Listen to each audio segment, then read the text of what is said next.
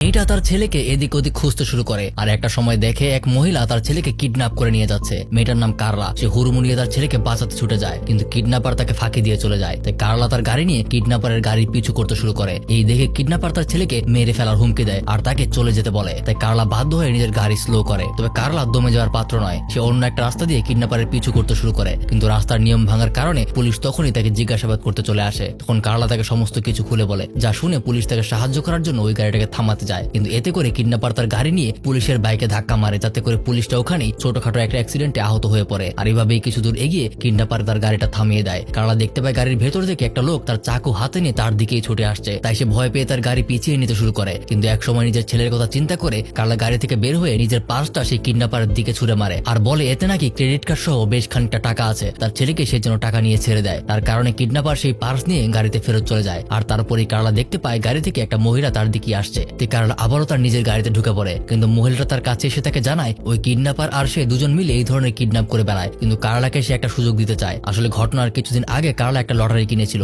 যেটার winning price ছিল 1 কোটি টাকা। আর একটা গোপন সূত্রে রেজাল্ট বের হওয়ার আগে এই কিডন্যাপার দল জানতে পেরেছে যে কারলাই আসলে উইনার হতে চলেছে, যার কারণে তারা এখনই লটারিটা তার কাছ থেকে নিতে চাইছে। বিষয়টা বুঝতে পেরে কারলা তার ছেলের বদলে লটারির টিকিটটা দিয়ে দিতে রাজি হয়। এখন মহিলা কারলার গাড়িতে এসে বসে আর সেই লটারি কারলা কোথায় রেখেছে সেটা জেনে তাকে ওদিকেই যেতে বলে। কিন্তু গাড়ি যখন একটা টানেলের ভেতরে ঢুকে তখন মহিলাটা কারলার উপর আক্রমণ করে। তো এই যাত্রায় কারলা কোনো রকমের নিজেকে বাঁচিয়ে মহিলাটাকে ধাক্কা দিয়ে গাড়ি থেকে ফেলে দেয় আর কিডন্যাপারের পিছু করতে শুরু করে। তবে দুর্ভাগ্যবশত কারলা এক জায়গায় কিডন্যাপারের গাড়িটাকে হারিয়ে ফেলে আর একটা ট্রাফিক জ্যামে সে আটকে যায়। কিন্তু আবারও অনেক খোঁজাখুঁজির পর গাড়িটাকে আবার সে পেয়ে যায়। গাড়িটার একটা ছোটখাটো অ্যাক্সিডেন্ট হয়েছে, কিন্তু সেই গাড়ির ভিতরে আর কেউ নেই। আশেপাশে জিজ্ঞাসা করলে সে জানতে পারে গাড়ির চালক নাকি তার আহত ছেলেকে নিয়ে হসপিটালে গেছে। তাই কারলা দ্রুত ওখানকার একটা পুলিশ স্টেশনে যায় আর নিজের ছেলের কিডন্যাপ হওয়ার ব্যাপারটা নিয়ে একটা মিসিং রিপোর্ট লেখায়। কিন্তু তাদের নাকি ইনভেস্টিগেট করতে অনেক সময় লাগবে। তাই কারলা নিজেই আরো তাদেরকে খোঁজার জন্য আবারও বের হয়ে যায়। এভাবে চলতে চলতে একটা সময় পর আবারও সে কিডন্যাপারকে অন্য একটা গাড়িতে দেখতে পায়। সে আবারও তার পিছু করতে শুরু করে, কিন্তু একসময় তার গাড়ির তেল শেষ হয়ে যায়। তাই সে গাড়ি থেকে নেমে অন্য একটা গাড়ির কাছে গিয়ে সাহায্য চায়। আর বলতে বলতেই সেখানে কিডন্যাপারের গাড়িটা কারলার গাড়িকে এসে ধাক্কা মারে, যাতে করে কারলা ওখানেই অজ্ঞান হয়ে যায়। আর কিছুক্ষণ পর যখন কারলার জ্ঞান ফিরে আসে তখন সেই কিডন্যাপার